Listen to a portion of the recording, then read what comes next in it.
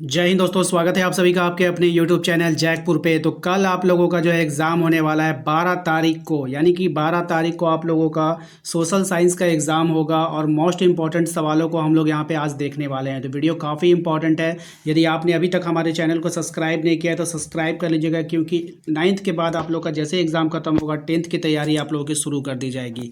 साथ ही साथ डिस्क्रिप्शन में आप लोगों को व्हाट्सअप ग्रुप का लिंक मिल जाएगा, उसको ज़रूर ज्वाइन कर लीजिएगा, या फिर दिए गए नंबर पर भी आप संपर्क कर सकते हैं। तो चलिए शुरू करते हैं। देखिए, सबसे पहला सवाल है आपका कि फ्रांस के सम्राट लुई 16वां को न्यायालय द्वारा निम्न में से किस कारण से फांसी की सजा दी गई थी? तो देशद्रोह के कारण। लुई 16वां को जो फांसी मिला था वो देशद्रोह के कारण मिला था। याद रखिएगा आप सभी, अच्छा सवाल है, एग्जाम में पूछा जाएगा। ठीक है, किस कारण से फांसी दिया गया था इनको? देशद्रोह के कारण। ठीक है, याद रखिएगा। देखिए, दूसरा सवाल है हमारा कि फ्रांसीसी क्रांति के दौरान 4 अगस्त 1789 की रात को नेशनल असेंबली द्वारा कौन से प्रावधान को पारित किया गया था? तो यहाँ पर देखिए ऑप्शन है आपके पास, दायित्वों और करों की सामंत व्यवस्था को समाप्त करने की, पादरी वर्ग के सदस्यों को भी अपने विशेषाधिकार छोड़ने के लिए मजबूर करने की, धार्मिक कर समाप्त कर चर्च के स्वामित्व वाली भूमि जब्त करने की। तो इनमें से सभी हो जाएगा, ऑप्शन नंबर डी हो जाएगा इसका राइट आंसर। क्वेश्चन नंबर 3 पे आते हैं। क्वेश्चन नंबर 3 में देखिए कहा गया है कि औद्योगिक समाज एक पूंजीवादी समाज है। ये विचार किसका था?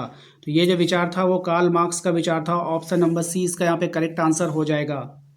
क्वेश्चन नंबर 4 पे आइए। क्वेश्चन नंबर 4 में कहा जा रहा है कि रूसी इतिहास में निम्न में से किस क्रांति को खूनी रविवार के नाम से भी जाना जाता है?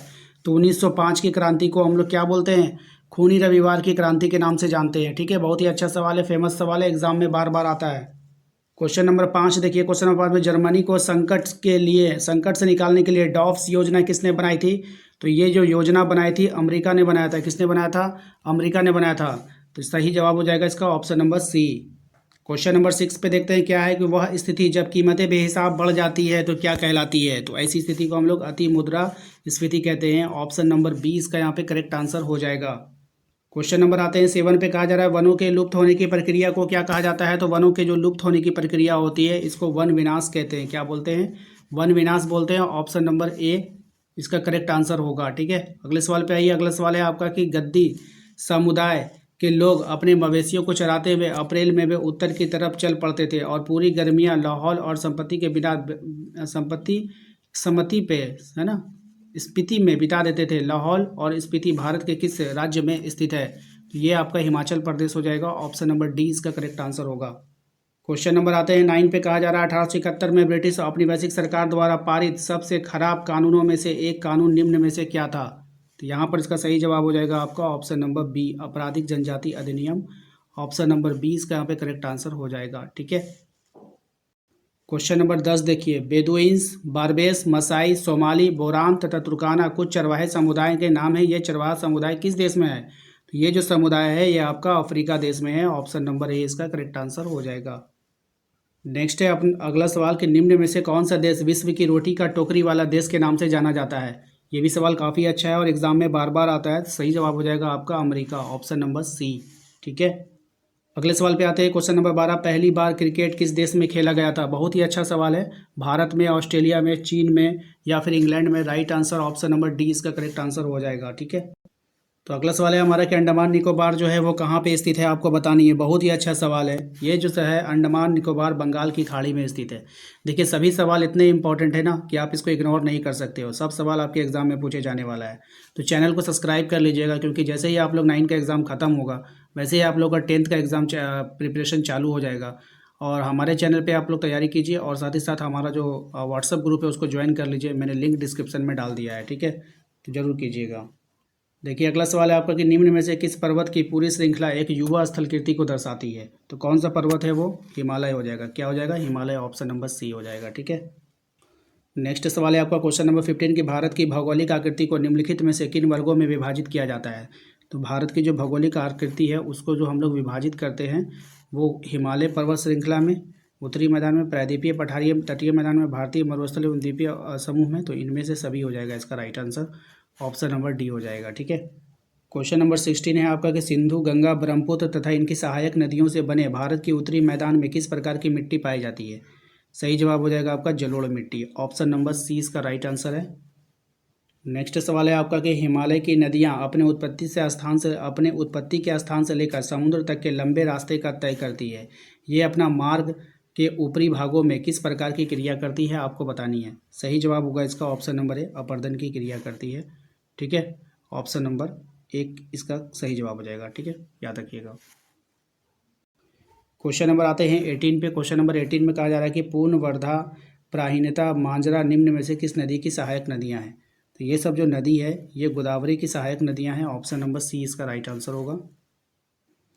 अगले सवाल पे आते हैं क्वेश्चन नंबर 19। कर्क वृत्त पश्चिम में कक्ष के रंग से लेकर देश के मध्य भाग होकर पूर्व भारत में किस राज्य से होकर गुजरती है। तो ये जो गुजरेगी ये मिजोरम होकर गुजरेगी। ऑप्शन नंबर बी हो जाएगा। क्वेश्चन नंबर आता है 20 पे कि भारत की जलवायु किस प्रकार की हवाओं से अत्यधिक प्रभावित है। तो भारत की जो जलवायु प्रभावित है वो मानसूनी से प्रभावित है, याद रखिएगा। ठीक है, तो ऑप्शन नंबर बी इसका यहाँ पे जो है करेक्ट आंसर हो जाएगा। अगला सवाल है आपका कि प्रायः कृषि कहाँ पे की जाती है। प्रायः कृषि जो होती है वो उपजाऊ भूमि पर ही तो होगी। प्रायः कृषि जो होती है वो उपजाऊ भूमि पर की जाएगी। नेक्स्ट सवाल है आपका क्या स्थानीय जलवायु, मृदा अपरदन तथा नदियों की धारा को निम्न में से कौन नियंत्रित करता है। तो यहाँ पे जो नियंत्रित करता है वो करेगा वन, है ना। Question number 23। निम्न में से जनसंख्या परिवर्तन के प्रमुख कारण कौन से हैं। तो जनसंख्या परिवर्तन के जो प्रमुख कारण है जन्म, मृत्यु और प्रवासन। तो इनमें से सभी ऑप्शन डी इसका राइट आंसर होगा। अगले सवाल पे आते हैं। अगला सवाल है आपका निम्न में से कौन हर व्यक्ति को अपना पोशाक आप बन जाने का अधिकार है ना। तो निम्न में से कौन हर व्यक्ति को अपना पोशाक नहीं है, शोषक आप बन जाने का अधिकार देता है। कौन देगा, संविधान देगा, लोकतंत्र देगा, सरकार देगा या फिर राष्ट्रपति देगा। राइट आंसर हो जाएगा आपका लोकतंत्र, ऑप्शन नंबर बी।